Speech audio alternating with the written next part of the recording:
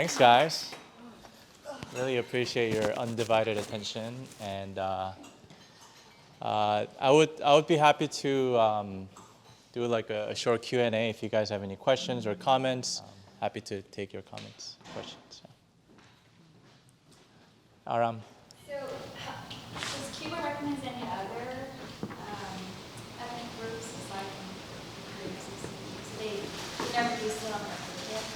So yes, that's a good point. The Korean Association in Cuba is still not recognized, and the difference between official recognition and just like a non-official organization is that because of Cuba is a socialist country, if you're approved by the government, you get funding from the government, you get a building, you get a staff, but the Korean Association there, which does exist but it's not official, they're getting support from the South Korean government agencies and other organizations, private donations from other parts of the world outside of Cuba. Yes, but Cuba does recognize multiple other ethnic groups. There's Spanish, there's Jewish association, there's like other Chinese association, you name it. Yeah.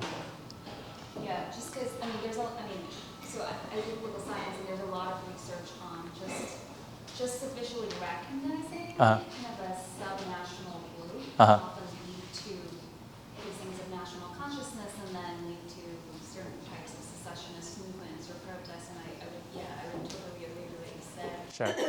Given that they recognize other groups like Chinese. Yeah. Well, certainly I'm not an expert, but I think you're right. I mean, after 1959, after the revolution, any promotion or advocacy of one cultural or ethnic background or identity was strictly prohibited, right? So there is a generation that was born between the revolution and up until the 90s when things got a little loosened up because of the economic crisis and whatnot. There was like 30, 40 years of generations that completely forgot about their identity, right? That also includes Korean Cubans. So you have, interestingly, the first, second generation that came to Mexico and Cuba that remember the homeland out of nostalgia and whatnot. There's third, fourth generation, which coincides with the revolution. They don't speak Korean. They don't have a very strong sense of Korean identity. Obviously, the fifth, sixth generation of now try to reconnect with the homeland because of BTS. And the Korean pop culture, they're like gung-ho. You saw the girl really speaking Korean, and she's trying to learn, her culture and homeland. So there is a generational shift, right? You think it's completely gone, but because of people like BTS or other K-pop star, there's a rekindling of their cultural interest, which I think is fascinating.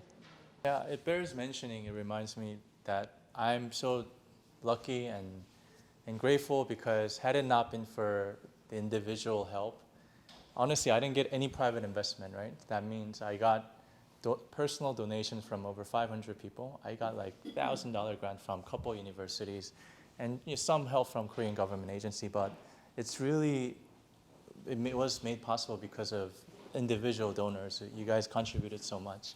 Yeah, a significant portion of the funding went to the post-production and purchasing these archive footages. Yeah. Jeronimo's son, Nelson, prior to our visit to Cuba, he was a little detached from the whole Korean Association and Korean people in general. But he certainly didn't expect this tourist from New York would continue to visit him over and over. Harassing. Yeah, harassing. And then at the end, he was driving us all around, and now he's taking a lead and really reviving the Korean-Cuban Association. So what's also interesting is what happens in the Korean Peninsula affects the livelihood of Korean descendants because it's because of the division that they cannot form the Korean Association, right? So now they're hoping that with the improvement of the Korean relations, the Cuban government would finally recognize the Korean Association as is without affiliating itself to North Korea or South Korea. So yeah, what seems to be so distant is actually all interconnected, and I found that to be fascinating. HJ. So, as someone who thinks a lot about identity, Sure. it was fascinating to watch that film from that perspective. I always ask the question of what makes you Korean American, but in this case, it's a question of well, what makes you Korean? Right? Language, they don't really speak it. Is it ethnicity? Well, they're all mixed. Sure. Did they grow up with certain cultures, right? Foods. It's, you know, it's really fascinating because for me, I think the point that I got to in my journey is really the desire. And I think the last scene kind of basically said it. It's those who, deserve it or Exactly. who seek it, right? Yes. And I think that's really the best definition I found, which is, it has nothing to do with any of those things. Those are just things that you learn and then you strive for because you feel there's something.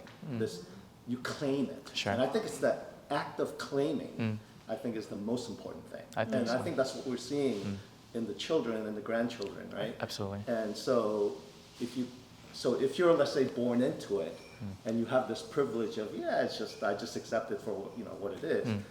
I don't think that's as powerful as someone who basically struggles, like adoptees or Absolutely. people who grew up without that culture, like clinging and just fighting for that identity and then claiming it. And I think that's what makes it so powerful, because they didn't have that, and yet somehow they just really claimed it. And I think that's just beautiful. And inspired by one Yeah. person, really. Yeah. Jeronimo's father was, Yeah. Sure. was a real patriot. Sure. In so many ways. Yeah. Circling back to your point, I think two biggest takeaway for me was I thought Jeronimo is someone who sort of figured it out when it comes to the identity crisis or identity search. And I picked up what Jeronimo might have thought of from the Jewish rabbi that I interviewed, because he says the root and heart of diaspora is pain, right? You had to leave your homeland. But what comes out of that pain is innovation, right? Like when I say innovation, it means those who may no longer look like Korean ethnically, they may not even speak Korean. They might be so far-fetched from the homeland, fourth, fifth generation away. Yet there's a sense of innovation that keeps being reinvented. And what better example than Jewish? I mean, two millennial, and they're still holding on to their sense of identity. So I thought that's probably a best example that we can find from. Yeah. That force, that desire. Yeah.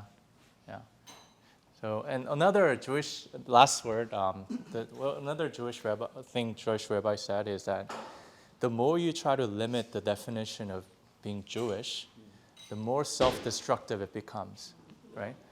And I think we can apply that to Korean, because Koreans are super racist, back in the homeland, right? You guys are aware about the Yemenis refugees landing in a southern island in Korea, and the way Koreans reacted to the foreigners coming, it's only 500 of them seeking asylum. But it was the level of xenophobia, racism was just so high. I was so hurt, right? And Koreans don't even accept Koreans living in diaspora. Like the Korean ethnic Chinese are always looked down upon. North Korean defectors are not treated well. Korean Japanese are always traitors, and Korean Americans are the privileged. I mean, you name it, there's always label. We were never welcomed in Korea. And I wanted to challenge that notion, because the more Koreans limit their definition who can be Korean, after a few generations, there's only a handful of people who can say, hey, I'm the true, authentic Korean, right? So why do we make it self-destructive? Let's be more inclusive and, include everyone who has a desire to be Korean, right? Yeah. Robert. Well, first, I just want to say thank you, because I think, as a professional, I'm sure many of you are all professionals too, like very few, if any of us would put our jobs to, tell this story. And I feel like even though you made a documentary about Koreans in Cuba, like I personally feel like it's part of, like you're telling my story and probably our story too. So one is to thank you, and I think to kind of add on to the question before, it's like, what is it about Korea or being Korean that makes us feel so strongly about like the homeland? Because I don't think it's similar to like the Chinese American. I mean, I'm just putting Chinese American, but any kind of other outside of, let's say, Jewish. Like what makes it so different for us from other? That's what I've been thinking about. I'm sure you probably have an answer. know. I mean, one thing I try to avoid and tried my best to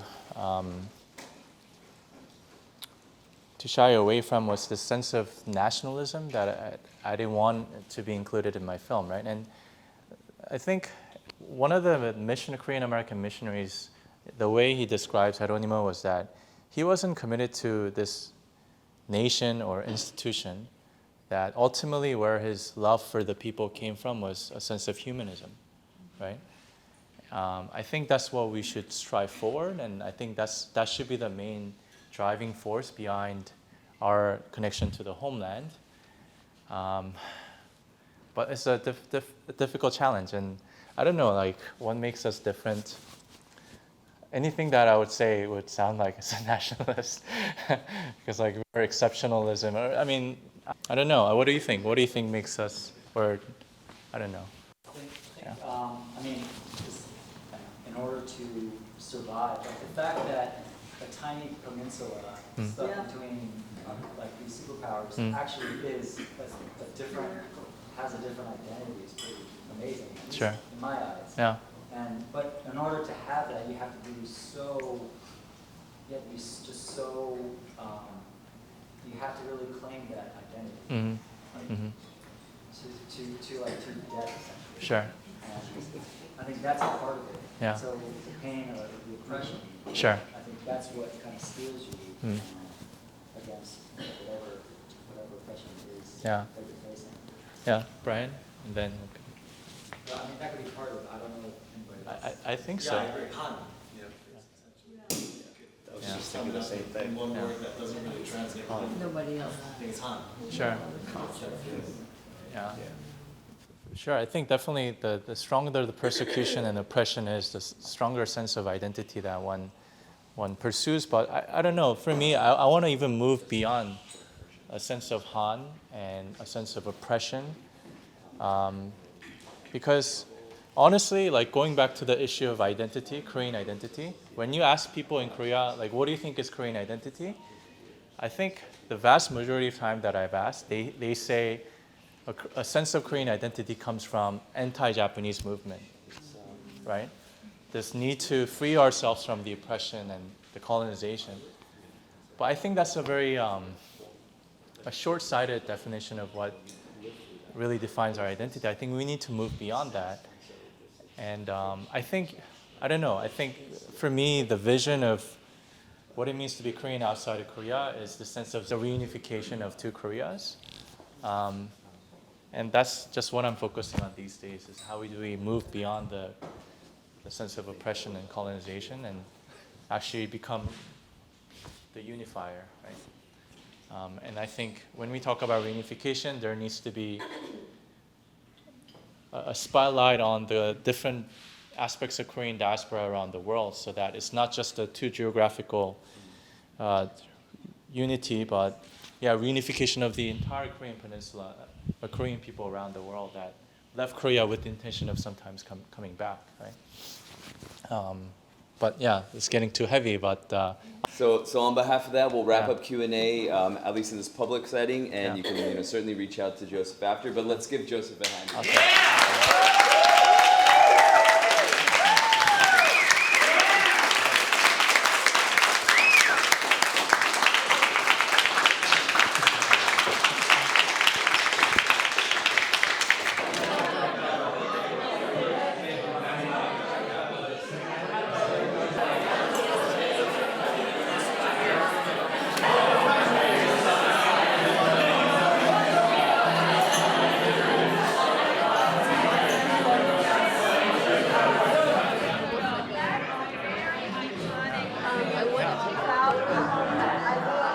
My name's Solomon Choi. I am one of the organizers of the event for the first U.S. screening of Jeronimo. And after watching the film, which I was so anticipating because I've been supporting it and look forward to doing it, it really made me appreciate my Korean heritage. And by that, less nationalistically and more about just the journey of what it means to be a part of a movement, a part of something that you can be very proud of. And That's really, I think, the message of Jeronimo. It's the underlying mission of really embracing what it is that you stand for. And I'm so glad that Joseph created this film and hope that so many people can be inspired by it and see it. And I was so moved and impressed by this film this evening.